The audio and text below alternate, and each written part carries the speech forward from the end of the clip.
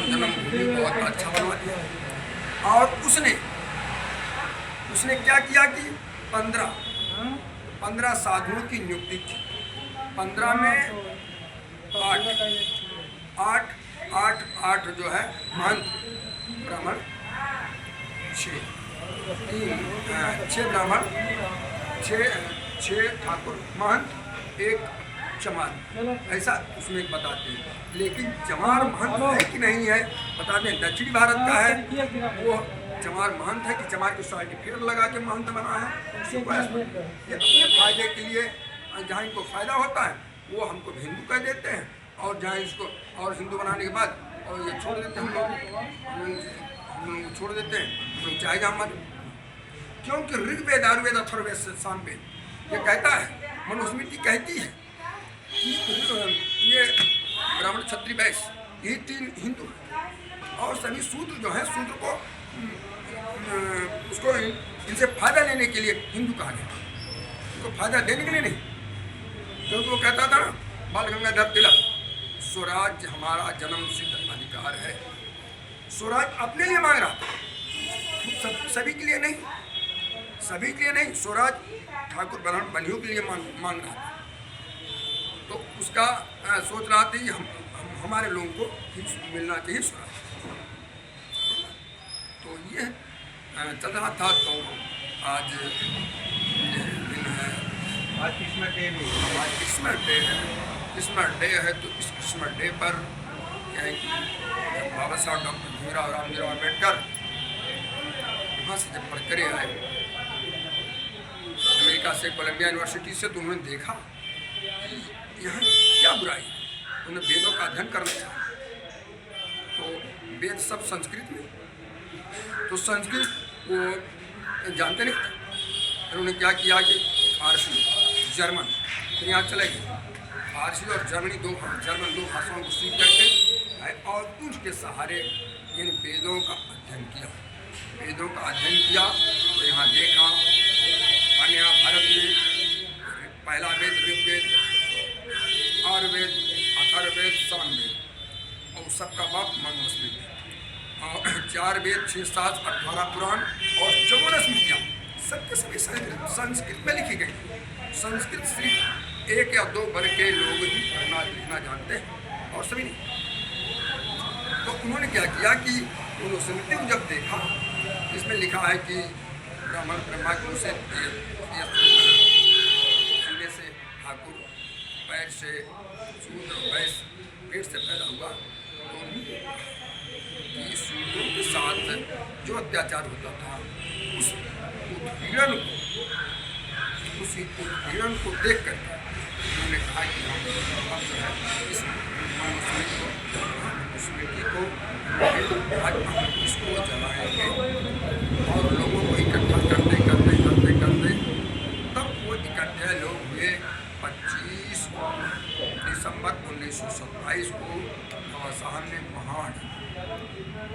महाराष्ट्र के महाड़ में मनुस्मृति जलाई, और मनुस्मृति जलाने के बाद उन्होंने उसका अध्ययन किया। तभी से हमारे लोग हर साल कुछ न कुछ, चाहे 1 या 2 जगह इस मनुस्मृति जलाने पर चर्चा करके अपने लोगों को आगाह करते हैं कि आप लोग इन कर्मकांडों से, इन ब्रह्मी जाल से बचें। और ये हमारा हुआ है। चलते हैं। जय हिंद, जय भारत, नमो बुद्धाय।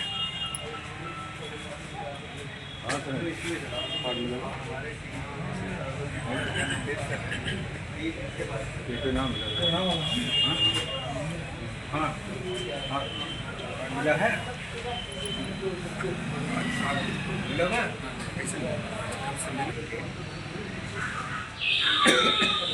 तो यह पंचायत सदस्य बहुजन समाज पार्टी का एक सक्रिय वर्कर हूँ। मैं आपको बताना चाहता हूँ कि खतरे में नहीं है। हिंदू को जो कहते हैं कि हिंदू खतरे में है, वो खुद अपने खतरे में है। हिंदू किसको कहते हैं इस बात परिभाषा उनको मालूम है कि नहीं है। वो हिंदू किसको कहते हैं कि वो हिंदू हैं,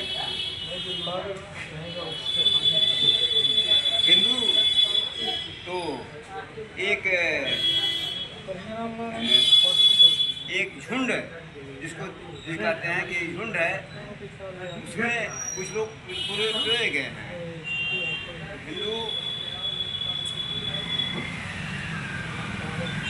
और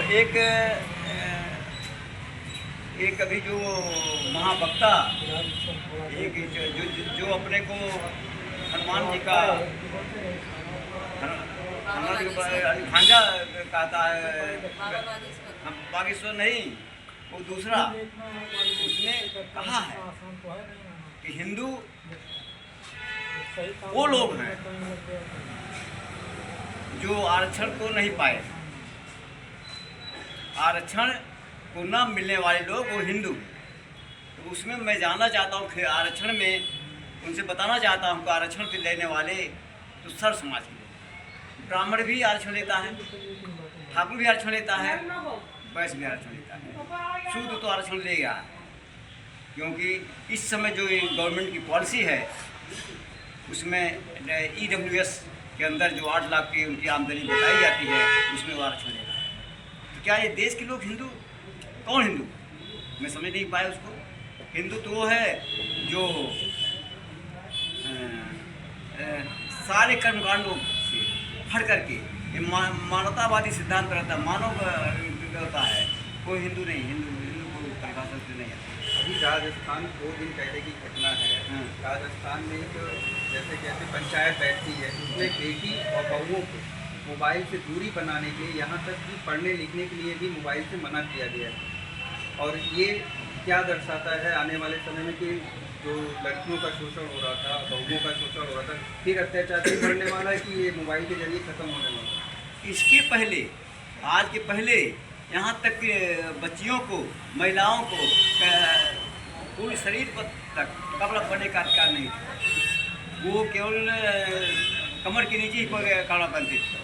उसमें एक हमारी एक महिला, क्या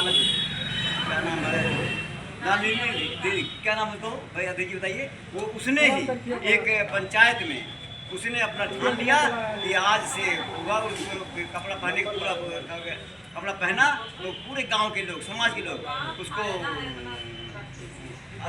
करने लगे।